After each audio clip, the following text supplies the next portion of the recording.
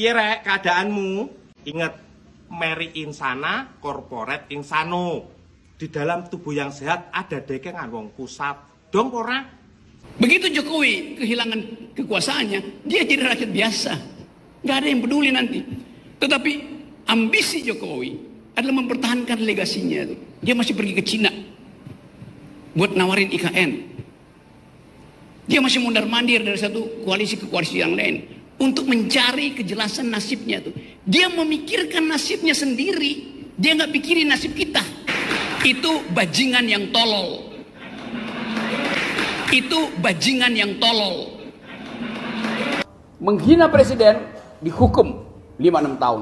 Karena itu artinya kita merendahkan martabat presiden. Cari di kamus mana ada istilah martabat presiden. Yang ada istilah human dignity, martabat manusia. Presiden bukan manusia, presiden fungsi. Dia lembaga. Martabat itu hanya melekat pada manusia yang punya perasaan. Presiden nggak boleh punya perasaan. Jadi secara konseptual kacau. Yang ada adalah martabat raja, bukan presiden. Kenapa? Karena raja menunjuk dirinya sendiri sebagai wakil Tuhan. Itu asal usul dari istilah dilarang menghina, menjatuhkan martabat presiden. Kan dianggap dulu presiden itu sejajar dengan raja. Kemudian hilang istilah itu karena demokrasi itu. Kalau dia bermartabat, maka martabat itu melekat pada saya seumur hidup saya. Itu namanya human dignity itu. Presiden setiap 5 tahun kita ganti. Ngapain dia harus kita kasih martabat? Dia bisa kita ganti kok. That's logic, so. Pendekatan yang Anda sampaikan dalam argumen Anda itu betul, Bang Rocky. Bahwa konsep yang diterima yang pada umumnya dalam konteks demokrasi dan penghormatan terhadap hak asasi manusia. Ya memang benar bahwa jabatan presiden itu dapat diganti melalui mekanisme demokrasi. Seperti pemilihan umum dan jabatan tersebut tidak melekat pada seseorang secara permanen. Namun penting untuk diingat bahwa menghina jabatan presiden atau menghina pemimpin tertentu itu dapat memiliki konsekuensi politik dan sosial yang sangat serius. Menghina atau mencemarkan nama baik presiden itu bisa menciptakan ketidakstabilan politik, konflik sosial, dan merusak kohesi masyarakat.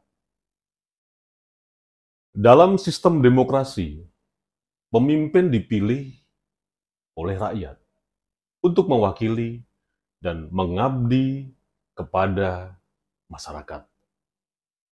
Dan mereka bertanggung jawab atas keputusan dan tindakan mereka selama masa jabatan.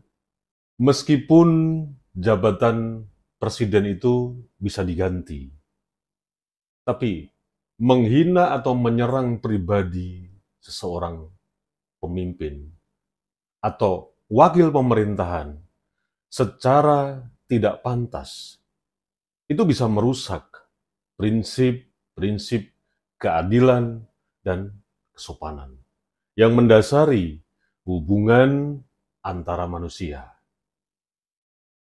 Setiap manusia, termasuk presiden, memiliki martabat sebagai manusia dan mereka berhak diperlakukan dengan penghormatan dan rasa hormat.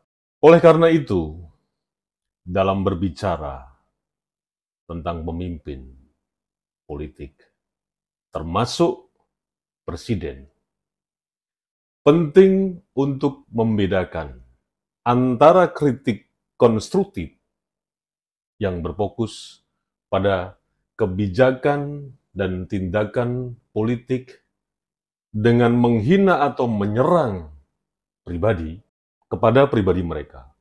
Kritik konstruktif merupakan bagian integral dari proses demokrasi yang sehat. Tetapi menghina pribadi atau bicara secara kasar, itu bisa merusak nilai-nilai keadilan, menghormati hak asasi manusia, dan persatuan sosial. Sebagai anggota masyarakat, kita harus berusaha untuk berbicara dengan hormat dan membahas isu-isu secara bertanggung jawab, tanpa melanggar hak dan martabat manusia. Dan Anda, Bung Rocky Gerung, masyarakat jangan Anda bodohi hanya dengan berdasarkan kamus yang Anda pelintir kemana-mana, yang itu menjadi narasumber bahwa sah masyarakat Indonesia berhak menghina presiden karena presiden tidak punya martabat. Presiden hanya jabatan, tapi yang punya martabat hanya manusia. Anda jangan terlalu dangkal dalam berpikir. Saya kira masyarakat Indonesia juga sudah cerdas-cerdas, tidak seperti kedangkalan pikiran Anda.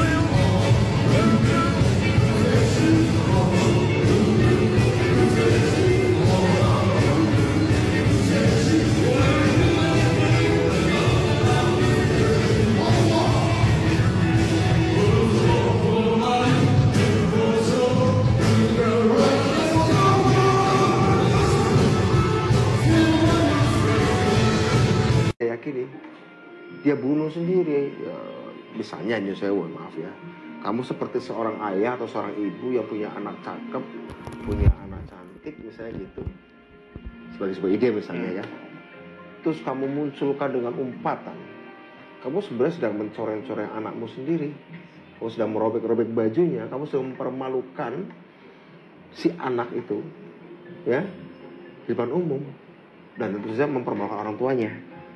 Ya, ibaratnya ide itu anak. Bahkan jika idemu benar sekalipun, ketika ditampilkan dengan cara kasar, kamu seperti membawa anakmu ke depan publik dan kamu menelanjanginya.